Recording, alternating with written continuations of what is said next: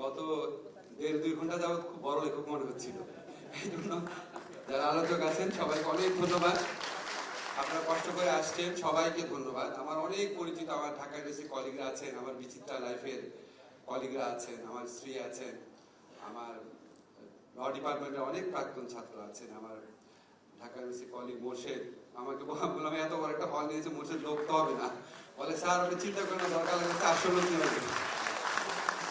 যাই হোক, কয়েকটা কথা বলি। একটা হচ্ছে কি, আমিনুল যেটা বললো যে আমাদের এখানে সন্দেহ করে ট্যাগ দেওয়া হয়।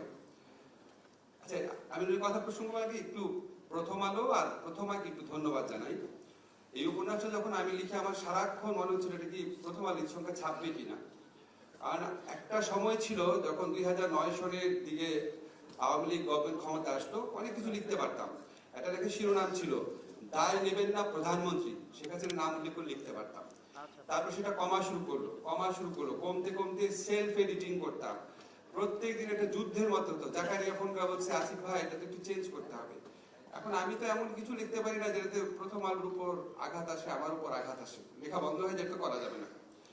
তো এরকম করতে করতে করতে করতে খুব আমার স্ত্রী দেখতো, আমি খুব খুব হতাশ লাগতো যে লিখতে পারতেছি না, জাস্ট অন্যভাবে লিখতে হচ্ছে।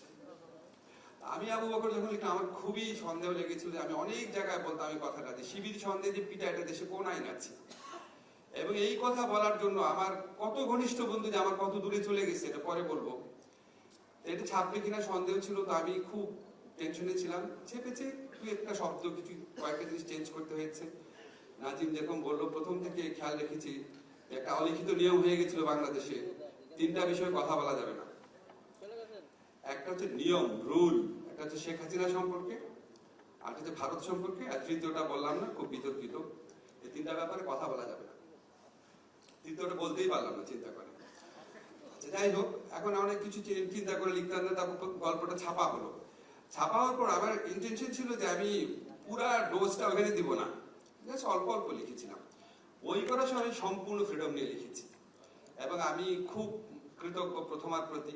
তবে আমার মনে আছে, আমাকে আলতাফ এখানে আছেন, আলতাফ আমার বললো কি আপনি কি বই মেলায় যাবেন? কেন? বলে আমাদের কেন জানি মনে হচ্ছে এই বইটা পড়ে স্টলের উপর অ্যাটাকও হইতে পারে। আসলে ভয় পেয়েছি বলি, এই বইটা পড়ে ছাত্রলীগ অ্যাটাকও করতে পারে বইটা পড়ে। তো আমারও একটু ভয় ছিল। আমাকে যখন সাহসী ভাবা হয়, আমি আসলে এত সাহসী না, আমার মধ্যে বিবেক বোধ প্রচন্ড স্ট্রং, এই জন্য সাহস না থাকলে লিখে ফেলি। আর তারপর অনেক দিন হয়েছে বইমেলাতে দোয়া করতে গেছি কোনো খারাপ ঘটনা যেন না ঘটে।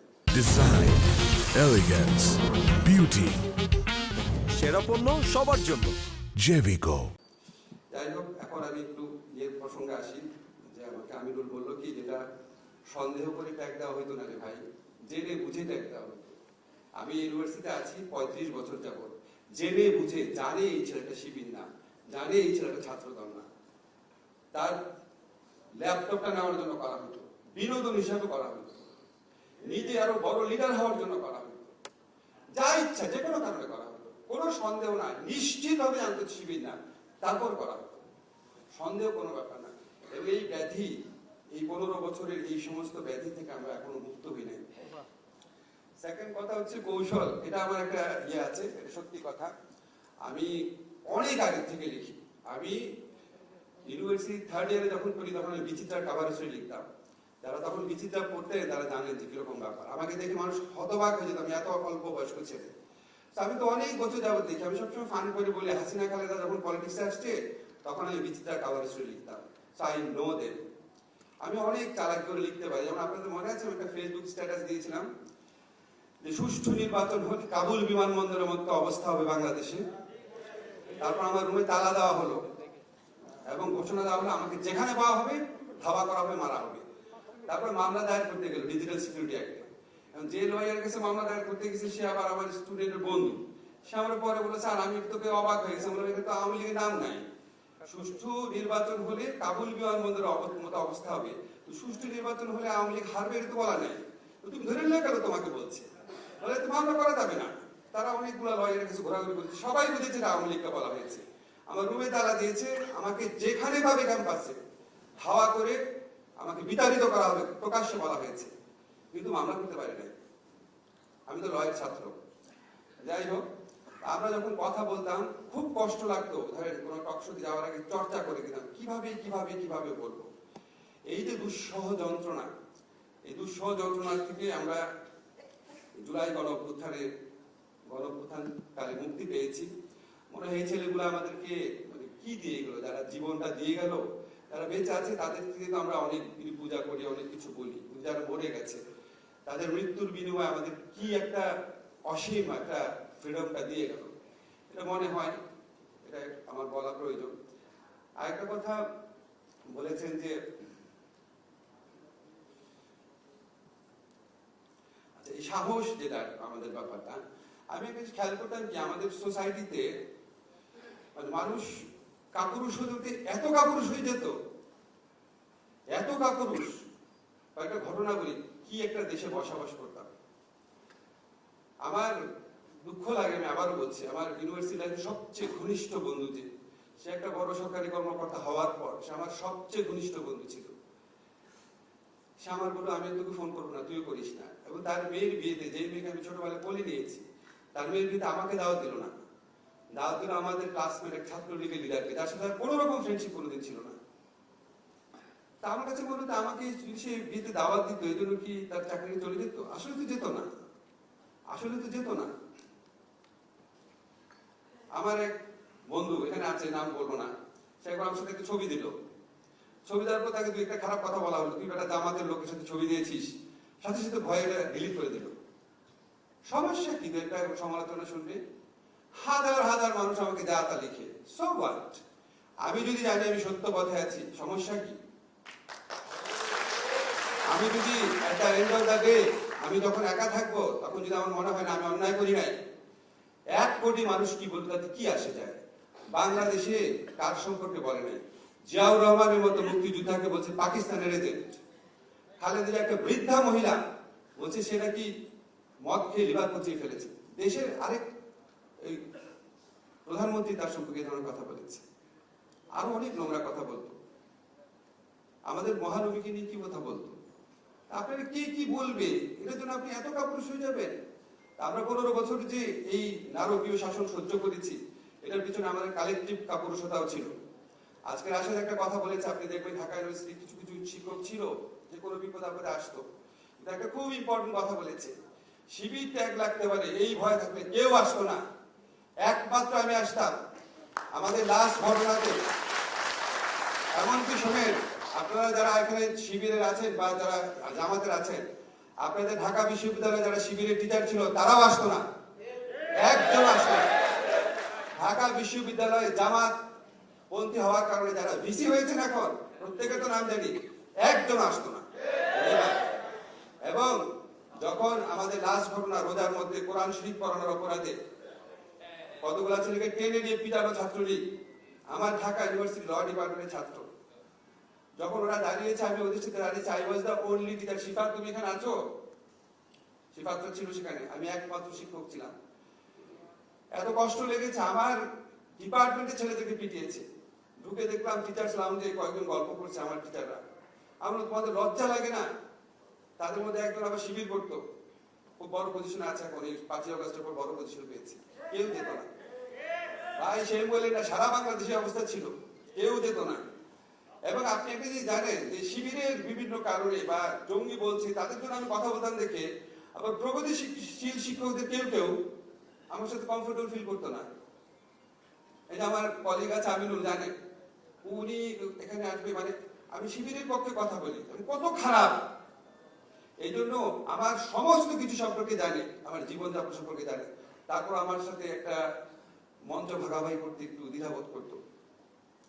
তো এইগুলি কথা এই জন্য বললাম যে আমাদের তো ধরেন অনেক ধরনের সাফারিংস হতো। আজকে দেখবেন অনেকে বলবে যে উনার কেন কিছু হলো না। ভাই হয় নাই কি, রুমের মধ্যে আগুন দিয়েছে, রুমের মধ্যে তালা দিয়েছে, গুলি করবে মারবে বলেছে, রাষ্ট্রদ্রোহিতা মামলা দিয়েছে, ডিজিটাল সিকিউরিটি একটা মামলা দিয়েছে, যুদ্ধ অপরাধ আইনে মামলা দিয়েছে। ইউএনডিপি এডিবির কনসালটেন্ট ছিলাম, সমস্ত কনসালটেন্সি ক্যান্সেল করে দিয়েছে। 1.5 বছর অন্য একটা প্রাইভেট চাকরি পাওয়ার কি পরিমাণ আর্থিক অসুবিধায় গিয়েছি আমি জানি। সামাজিক সম্পর্ক নষ্ট করে দিয়েছে। ছোটবেলার বন্ধু তার বোনের বিয়েতে দাওয়াত দেওয়ার সাহস পায় নাই। আমার সবচেয়ে ঘনিষ্ঠ একজন ছাত্র, যেখানে সোভানি আছো, সোভানিদের ফ্রেন্ড, পৃথিবী একদিকে আমি একদিকে তার, হঠাৎ করে লন্ডনে যাওয়ার আগে আমার সাথে যোগাযোগ বন্ধ করে দিল। আমি হতবাক। আমি আমার স্ত্রীকে বললাম যে ও এটা করতে পারে, ফোনই ধরে না। পরে গিয়ে শুনলাম ওখানকার আওয়ামী লীগ তাকে বুঝেছে, সার্টিফিকেট দিয়েছে, তোমার বাসা থাকে, তোমার কিন্তু খবর আছে। লন্ডনে সমস্ত সামাজিক সম্পর্ক শেষ করে দিয়েছিল। এত নিষ্ঠুর, নারকীয়। আমি জানি না যে আমরা কি পাপ করেছিলাম যে আমরা শেখ হাসিনার মতো একটা শাসক পেয়েছিলাম বাংলাদেশে। সমস্ত সামাজিক সম্পর্ক নষ্ট করে দিয়েছিল, মানুষ মানুষের সাথে স্বাভাবিক সম্পর্ক শেষ করে দিয়েছিল। সেগুলির বিনিময়ে আজকে আমরা এই জায়গাটাতে আসছি, এটা আপনার খুব অলৌকিকই মনে হয়। আরেকটা কথা শুধু বলে শেষ করি। আমার এই বইটা মানে সাহিত্য মূল্য কি বা কি হয়েছে কিছু আমি খুব বেশি বদার থাকি না। আমি যখন প্রথম নিষিদ্ধ কয়েকজন লিখি, তার আগে আমি একটা ইন্দাদুল হক মিলন ভাইয়ের বই পড়ছিলাম। উনি অনেক জনপ্রিয় লেখক ছিলেন। তো ওখানে একটা ওই নিষিদ্ধ কয়েকজন ভূমিকাতে লেখা আছে। তো ওখানে একটা ছাত্র সন্ত্রাসের বর্ণনা ছিল, হকি স্টিক দিয়ে মাথার মধ্যে লাল ফিতা বেঁধে। তো আমার খুবই অবাক লাগলো, তখন কি হকি স্টিক আর লাল ফিতা দিয়ে মারামারি করে? তখন আপনার কাটা রাইফেল, তারপরে আপনার অ্যাস্ট্রা, বেরোটা, এই সমস্ত পিস্তল থাকতো ছাত্রদের হাতে। আমি খুব রাগ করে লিখলাম, এগুলি কি লিখে? এই রাগ আমার এখনো শেষ হয় নাই। এখনো আমি যখন উপন্যাস পড়ি অদ্ভুত লাগে। বলে 100 বছর আগে যে লোক মরে গেছে তার নিয়ে উপন্যাস লিখতেছে। মানে উদ্ভট সব বিষয়। একটা দেশে জ্বলে পুড়ে শেষ হয়ে যাচ্ছে, কেন আমি সাহিত্যে আনতে পারবো না? কেন আমার 100 বছর পর ওয়েট করতে হবে, 50 বছর পর ওয়েট করতে হবে? একটা উপন্যাসের একটা মিনিং তো থাকবে, একটা পারপাস তো থাকবে, পারপাস তো থাকবে। শুধু বিনোদন দেওয়া তো পারপাস না। আপনারা খেয়াল করে দেখেন, আমি যে উপন্যাসে লিখেছি ওই সময়কাল, ওই সময়টা আমার মনে হয় আমাদের যে সাহিত্য চর্চা, এখানে এই জিনিসটা একটু খুব বেশি মনোযোগ দেওয়া দরকার। যে সাহিত্য একটা খুব বড় প্রোটেস্টের জায়গা হতে পারে। আমাদের কবিতা অনেক প্রোটেস্ট, কবিতার মধ্যে দিয়ে অনেক প্রোটেস্ট হয়েছে।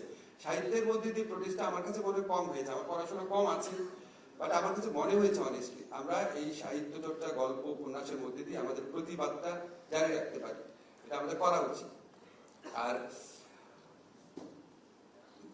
আন্দালি রাশদির ভাই, উনি অনেক কথা বললো করে। উনি আমার খুব প্রিয় লেখক। আমি ছোটবেলায় ইত্তেফাকে ওনার গল্প পড়তাম। আন্দালি রাশদির নামটা খুব পছন্দ হতো, খুবই পছন্দ হতো। পরে দেখলাম আন্দালি রাশদি বাংলাদেশের ইতিহাসে ওয়ান অফ দ্য বেস্ট আমলা, এবং বাংলাদেশে আমাদের যত মানুষ আছে দেখেছি তাদের মধ্যে one of the most honest person, most honest person.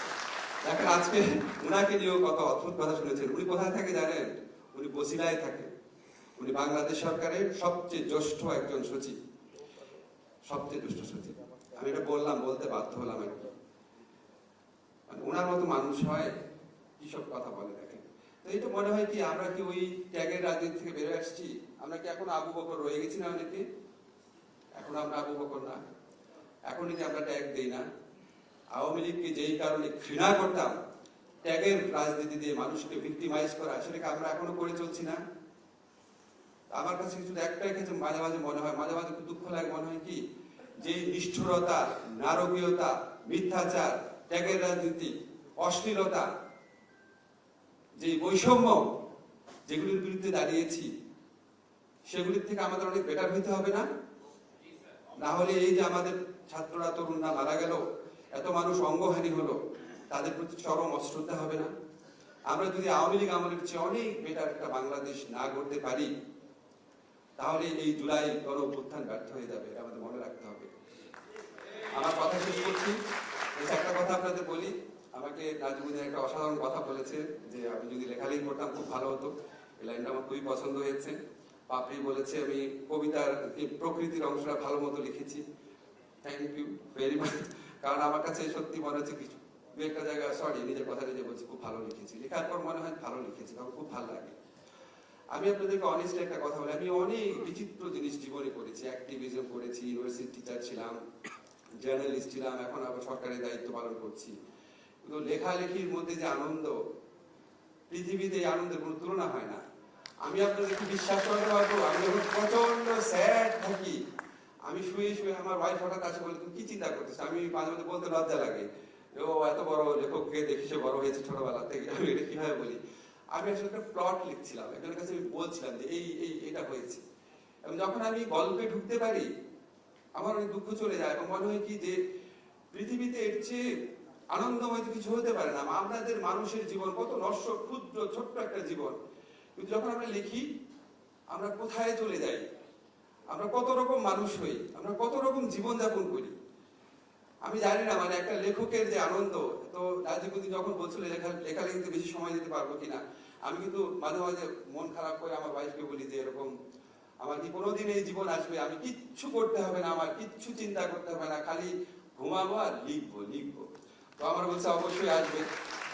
এখন আমার শখ করে কফি বানানো শিখছে, বলে আমি কফির দোকান দেবো, তুমি খালি লিখবা, কোনো অসুবিধা নেই।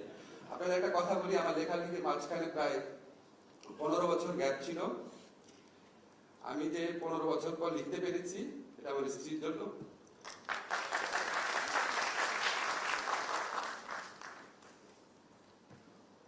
সরি, মানে আমি ওর প্রতি খুবই কৃতজ্ঞ, সবার সামনে বললাম। ধন্যবাদ।